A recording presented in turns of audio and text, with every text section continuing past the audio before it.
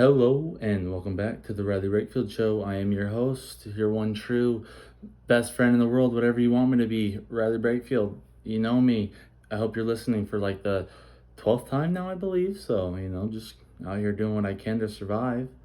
Hope everyone's having a good week. Weekend's coming up. Gonna be previewing like I do every Friday show.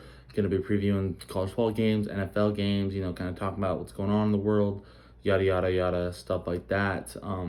Just a quick update on how the show is going to work out from now on.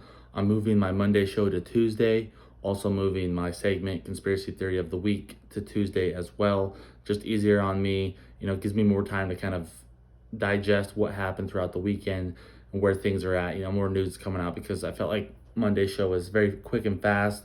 Part of it was I was tired, my mom was here, but no excuses, none at all.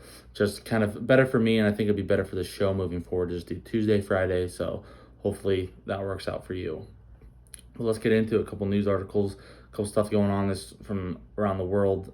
First off, the Eric Bieniemy stuff with him and Patrick Mahomes arguing last week, and then LaShawn McCoy comes out saying that that's all that Bieniemy does. He doesn't know shit about play calling, basically, which then makes you wonder. It's like, so that's why he never got hired for a head coaching job. It had nothing to do with the fact that he was black. It's because he's probably not the best play caller, which I've always wondered because I feel like Andy Reid runs the offense there. I don't feel like Andy Reid. I mean, Andy Reid's been a genius when it comes to the offensive spectrum for God knows how long now. He's very smart. He's produced winners. He helped turn the Chiefs into the Chiefs. He turned the Eagles into the Eagles, helped the Packers out. Like, I need to do a little bit more research and kind of look at his past offensive coordinators. One that comes to mind, Matt Nagy, obviously was his offensive coordinator. When he went and became a head coach for the Bears, he sucked. Like, his offense was horrible. It was garbage. Everyone knows that. Makes you feel bad for Mitch Trubisky but now Mitch Trubisky got the same thing going with the Steelers. Horrible guy calling the plays. Just makes you wonder, it's not necessarily a race thing like people thought it was. It's more of Bieniemy doesn't really know what the fuck he's doing. So, I don't know. I thought that was pretty interesting of note, but that's just me, I guess. That's just how it is. It's always just how I feel. I just hope that you listen and you understand, but oh well. Trying to open up my Zins here. Hold on, timeout. I keep doing bad timeouts, and I'm sorry for that. I'm still trying to learn how to do this. I don't really know the editing process very well, but I'm out here trying. I'm out here thriving. I'm just doing life, Moving to college football, Lane Kiffin had a press conference yesterday, I believe, and he was pretty not upset, but you know how Lane Kiffin is, pretty laid back guy. Pretty upset though that the student section left at halftime of the game and didn't show back up when it's like, the crowd noise does play a factor, especially in college football games, because college football, the crowd environment is 20 times better than what it is in the NFL game, and it can affect games a lot more. But then on the other hand, how can you expect people to want to stick around when you're blowing somebody out, you're kicking somebody's ass, somebody that's not a good team, to where the game's not going to be interesting at all? I can't blame the kids for leaving. I've wanted to go to an LSU game every week, but I'm not going to go when we're playing shitty competition. It's not fun for me. I'd rather sit on my couch in the comfortability of my own home and watch a game there instead of get up, go all the way to the field, go all the way to the stadium to watch a game and then watch us beat the shit out of someone. It's not fun. It's not cool. But that's something I hope that, I think I said something about it either on Monday's show or last Friday. Joel Klatt came out and said, a really good clip about what he thinks the scheduling should look like moving forward with the new 12-team format. And I believe that it would be best. You play two really good Power 5 opponents and then one cupcake group of 5 opponent. But it would allow, still allow those games, still other schools generate money, stuff like that. But then it just creates all around better competition, makes it funner, makes the environment better, makes the season better, makes everything mean a lot more. I agree with it. I think it would be great moving forward. But once again, that's just me. Who knows what everyone else thinks. Aaron Judge hit 61 last night, tying Roger Maris's record. I get it. It's quite the accomplishment. But I can't tell if he hit 62, if people are going to be like, oh, okay, he broke the home run record. Because I believe at least 75% of sports fans still think that Barry Bonds holds the record. Because he does. I don't give a shit about steroids. I think The steroids are good for baseball. Everyone should do them. Make the game better, more home runs, faster pitches, all that shit. Steroids should be legal in MLB. Why not? I personally don't think it helps you with your hitting. I mean, yes, you have more power, but your hand-eye coordination is probably the most important factor when it comes to hitting a baseball, hands down, bar none. But the only thing people that think that this might be if he hits 62, there's going to be tons of sports writers and MLB old. I don't even know what the word would be. The old school MLB, like, no, it's cut this way. Baseball can't be fun. Basically, those kind of guys are like, Aaron Judge broke the record, but he's not going to unless he hits like another 11, like 13 home runs. He's not even come close to the record. Albert Pujols also hit 700 over last weekend. I think I talked about it, but I think Albert Pujols should try to, you can stick it out for what, another 2-3 years.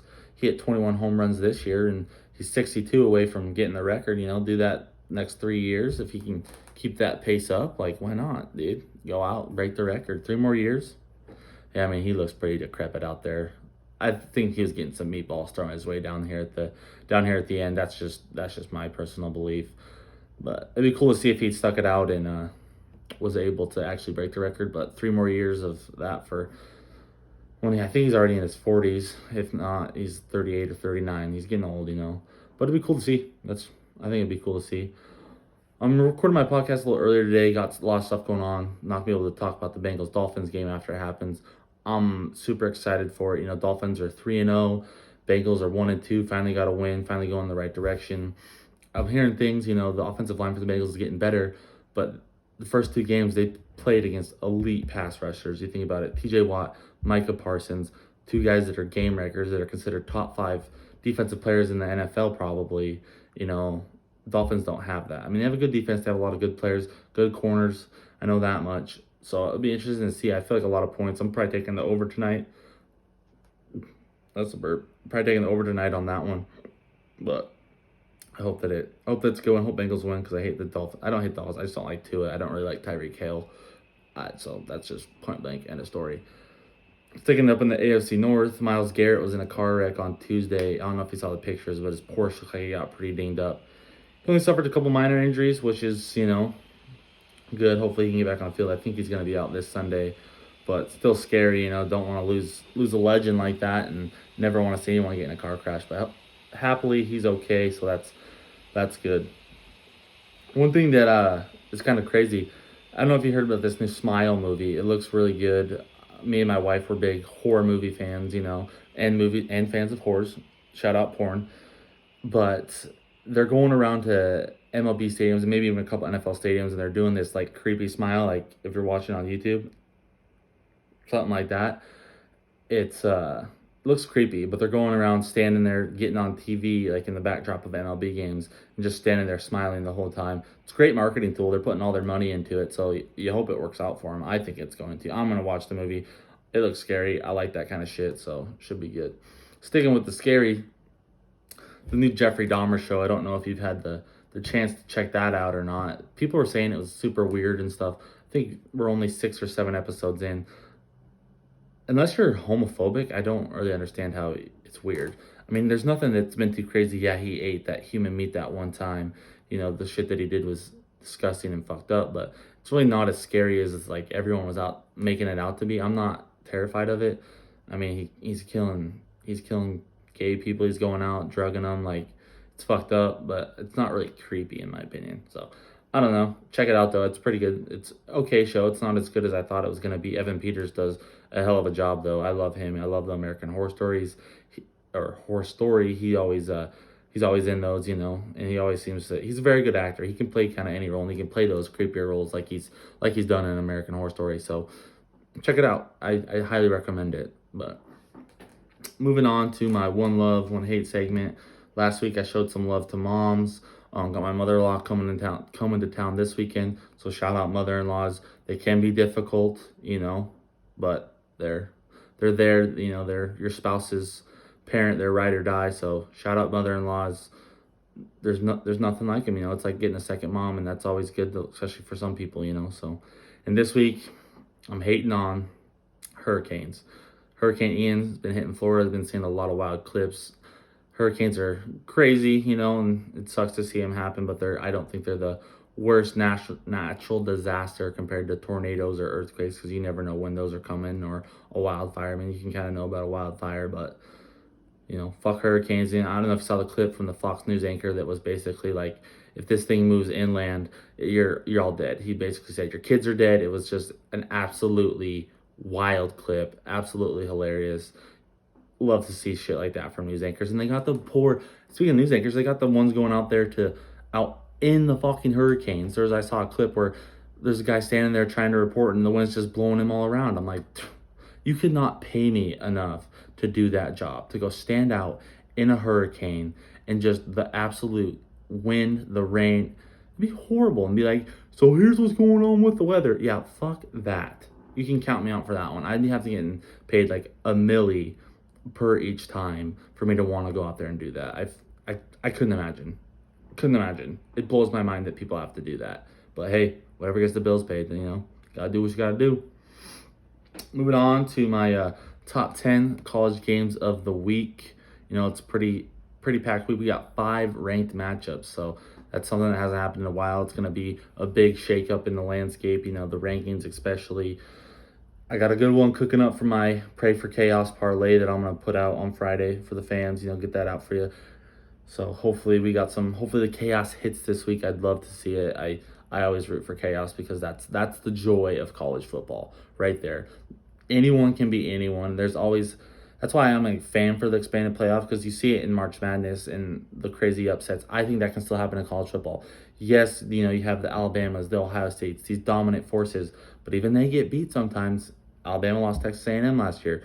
Michigan comes up and beats Ohio State. Shit like that can happen. That's why I'm a fan for the playoff, personally. But let's get into it. Kentucky, Ole Miss, big top 10 matchup. I put a TikTok up about this guy saying, how is Ole Miss a 7-point favorite for this game?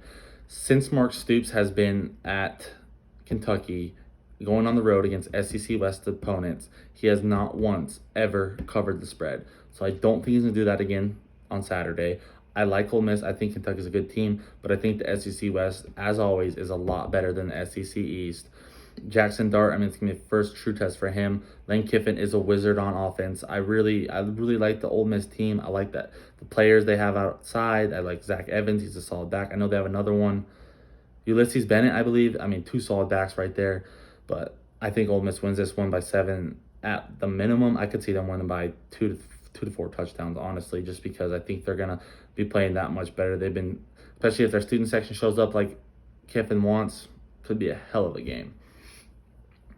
Oklahoma, TCU. Oklahoma obviously coming off a big loss to Kansas State last week.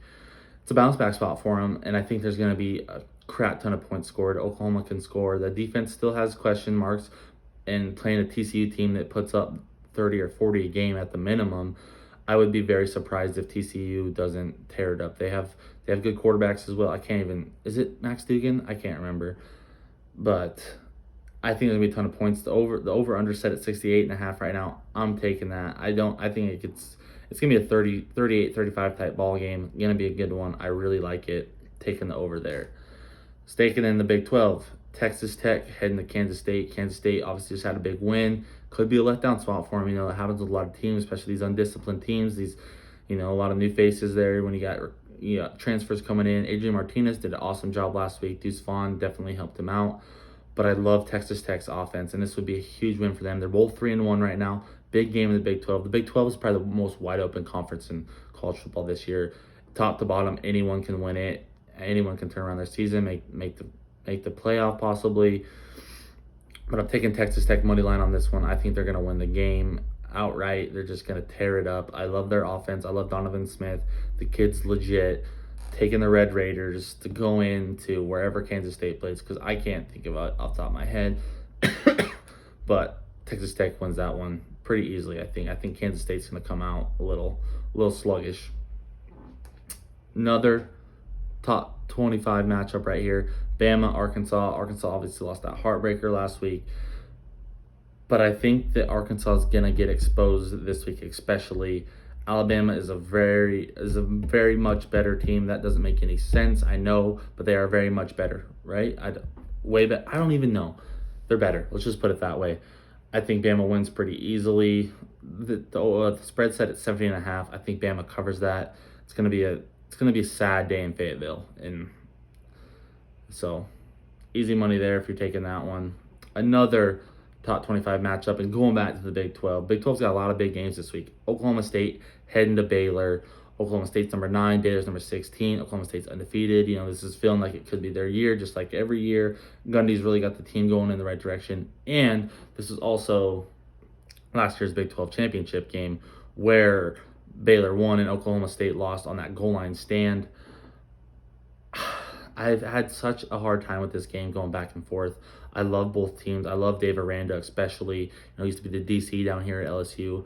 I love that guy. I think he's really building something at Baylor. But I'm putting faith in Oklahoma State. I'm taking Oklahoma State money line. They're going to win it. They're the underdogs coming to this game. I think the spread was set at 3.5 when I looked earlier this morning. Taking Oklahoma State money line. They're going to win it outright. I think it's going to be a tight one, though. A very, very close, tough game that's probably going to come down to the wire again. Guess what? The fourth top 25 matchup, Wake Forest, Florida State. I don't think Florida State's good. I think they got lucky when they beat us. They got a blocked field goal. They had 2 different blocked field goals. If the one earlier in the game goes our way, we win that game right there at the end. So I don't have faith in Florida State. I don't really think they're there yet to be really competitive in the ACC. I love Wake Forest. They lost a heartbreaker last week to Clemson. I love Sam Hartman. I speak highly of the kid every time I talk about Wake Forest. And Wake Forest just wins this one. They're the underdogs going in. So once again, Wake Forest money line, taking that. I love the Demon Deacons right now, and I think they're going to bounce back and they're going to beat the shit out of Florida State, honestly. Sticking in the ACC, sticking with the top 25 matchup, NC State travels to Clemson. Clemson coming off that big win last week, obviously against Wake Forest, like I just said. NC State, they've been kind of struggling out the gate. They're ranked in the top 10 now. They're climbing back up there. I think they know that this is a game that they need to win if they want to legitimize themselves as a playoff contender. Clemson, I just don't have any faith. People say they showed it last week that the offense is good, but the defense showed that they can get exposed pretty easily. So I'm taking NC State money line here. I don't see how the Wolfpack don't come out with this win. I love the Wolfpack team. I think they're going to tear it up and fuck Clemson. End of point blank, end of story right there. Fuck them.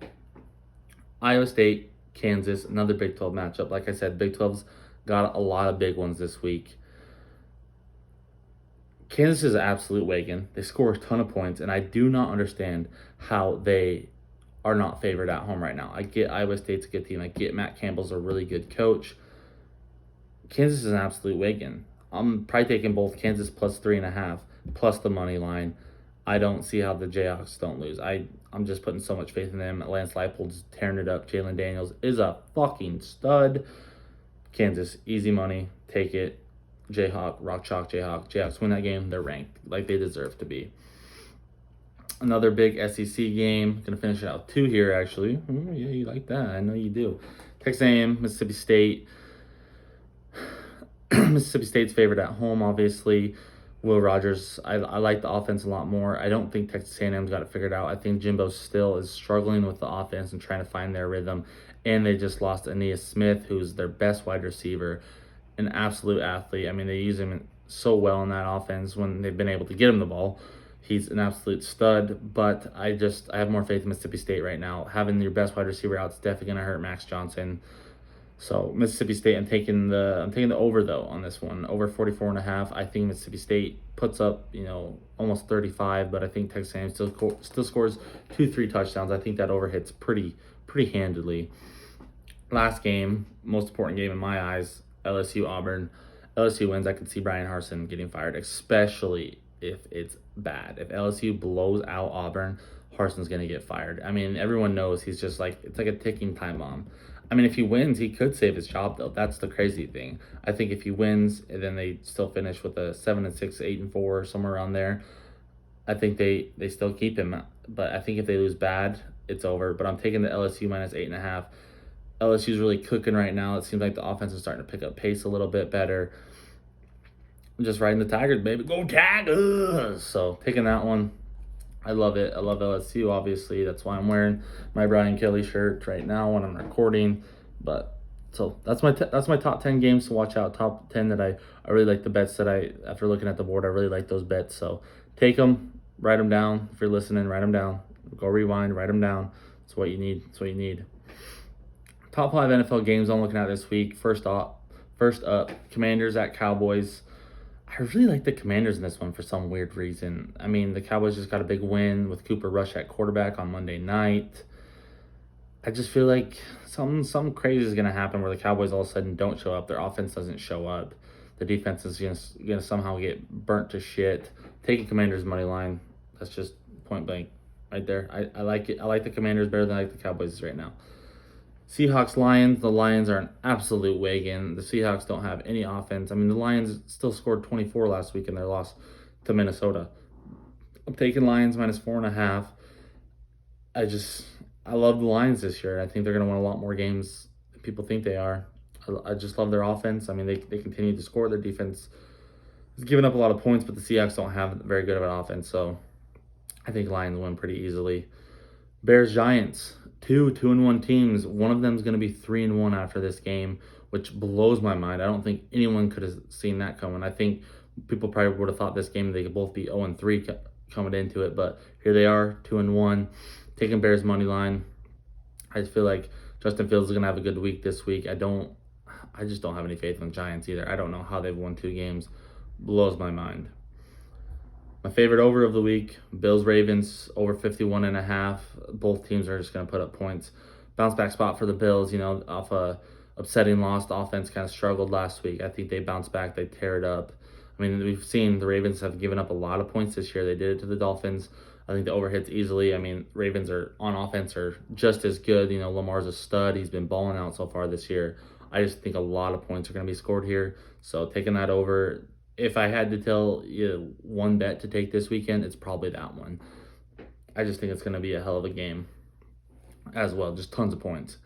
Broncos Raiders. I think the Raiders finally get a win this week. I really do. The Broncos are not that good. Russ is not cooking. Russ is not dangerous. That freaking clip of him doing that Subway commercial about made me take myself out to the back 40 because it was so fucking cringy, like he always is. He's probably the most cringy quarterback in the NFL right now, other than Patrick Mahomes, just because I hate Patrick Mahomes. Sorry, Patrick.